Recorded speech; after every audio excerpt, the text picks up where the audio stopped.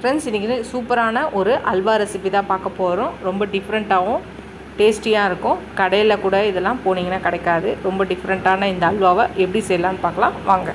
Friends, இன்றைக்கி நம்ம பார்க்க போகிற ரெசிபி என்னென்னு பார்த்தீங்கன்னா, வாழைப்பழமும் அப்புறம் ப்ரெட்டை வச்சு நம்ம ஒரு ஸ்வீட் ரெசிபி செய்ய போகிறோம்.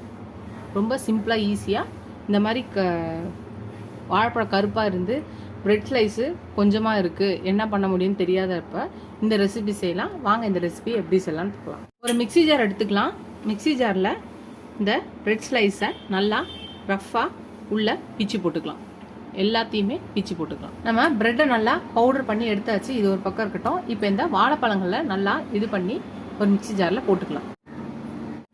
இப்போ நம்ம வாழைப்பழத்தை வச்சு நம்ம ஸ்வீட் செய்ய போகிறோம் இல்லையா, அதுக்கு ஒரு மிக்ஸி ஜார் எடுத்துக்கலாம். இப்போ இந்த வாழைப்பழத்தை எல்லாத்தையும் கட் பண்ணி போட்டுக்கலாம்.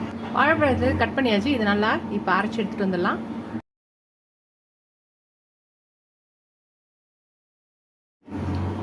நம்ம ப்ரெட்டு வாழைப்பழம் எல்லாத்தையும் அரைச்சி எடுத்து வந்தாச்சு. இப்போ ஒரு பவுலே இல்லை, நம்ம எந்த செய்ய போகிறோமோ அந்த பேன் எடுத்துக்கலாம்.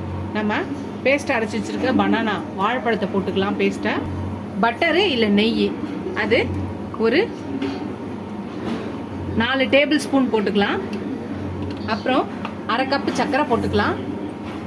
அரை கப்பு நாட்டு சர்க்கரை இல்லை வெல்லம் போட்டுக்கலாம். அப்புறம் சின்னமண்ணும் கார்டமமும் கொஞ்சம் சர்க்கரை போட்டு தூள் பண்ணியிருக்கேன். பட்டையும் ஏலக்காவையும் சர்க்கரை போட்டு தூள் பண்ணி போட்டிருக்கேன். இப்போ பிரெட் தூள் பண்ணியிருக்கல அதையும் போட்டுக்கலாம். இது எல்லாத்தையும் நல்லா மிக்ஸ் பண்ணிக்கலாம்.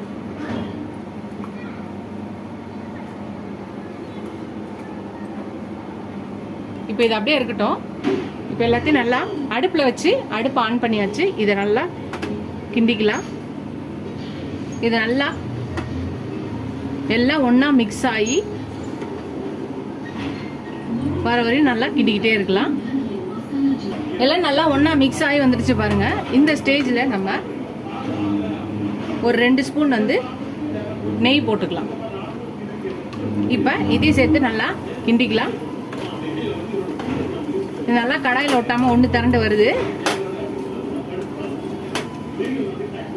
இப்போ இந்த நேரத்தில் நம்மளுக்கு என்ன நட்ஸ் வேணுமோ அதை போட்டுக்கலாம். குக்கும்பரோ இல்லை வாட்டர் மெலானோ மஸ்க் மெலான் என்ன நம்மளுக்கு நட்ஸ் வேணுமோ அதை போட்டுக்கலாம். நீங்கள் கேஷ்யூ பாதாம் பிஸ்தா எது வேணாலும் நம்ம போட்டுக்கலாம்.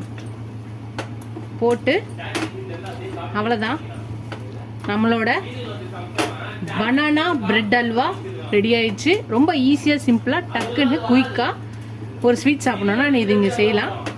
வீட்டில் இருக்க யாரும் சாப்பிடாம மீந்து போயிருக்கோம் இல்லையா வாழைப்பழ பிரெட்டு, அதை வச்சு நீங்கள் ஒரு ரெசிபியாக செஞ்சு தந்தீங்கன்னா யாருமே கண்டுபிடிக்க முடியாது. இது அது ரெண்டையும் வச்சு செஞ்சுன்றதுக்கு குயிக்காக சரி ரெடி ஆகிடும். நீங்கள் வீட்டுக்கு கெஸ்ட்டு வந்தால் கூட டக்குன்னு என்ன செய்யணும்னு தெரியலனா நீங்கள் இந்த ஸ்வீட் ரெசிபியை நீங்கள் ட்ரை பண்ணி பார்க்கலாம். அவ்வளோதான், நம்மளோட அல்வாவை சர்வ் பண்ணிடலாம்.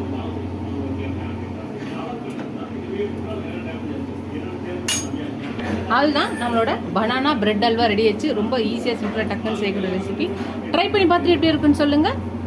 நம்ம சூப்பராக இருக்குது டேஸ்ட்டு. நீங்களும் இந்த பனானா பிரெட் அல்வா ட்ரை பண்ணி பாருங்கள். ட்ரை பண்ணி பார்த்து எப்படி இருக்குன்னு சொல்லுங்கள். ஃபஸ்ட் டைம் என் சேனலில் பார்க்கும்போது சப்ஸ்கிரைப் பண்ணிட்டு பாருங்கள். ஃபுல் வீடியோ பாருங்கள். இதோட அடுத்த ரெசிபியில் பார்க்கலாம். Tata bye friends.